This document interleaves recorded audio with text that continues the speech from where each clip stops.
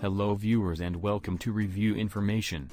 In this video I will show you how to use the icon pull-down gesture feature in Oppo F19 Pro. Subscribe to my channel and hit the bell icon to get notified any updates. Oppo has added a nifty pull-down icon gesture that lets you pull down app icons towards the bottom of the screen, using a simple swipe-up action on the edges from near the bottom. This works remarkably well for single-handed usage.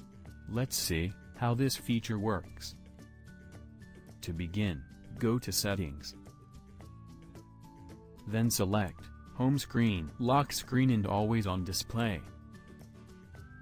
Here you should find Icon Pull-Down Gesture. Tap on it. The animation will demonstrate how this feature works. By default it is disabled. Simply toggle the slider to enable it. The feature is activated. Go back to your home screen and check.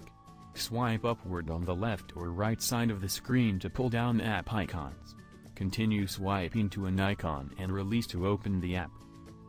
This feature is very useful when you want to use the phone in one hand.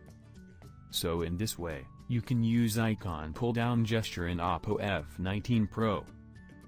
Thank you for watching. Hope you guys enjoyed my video.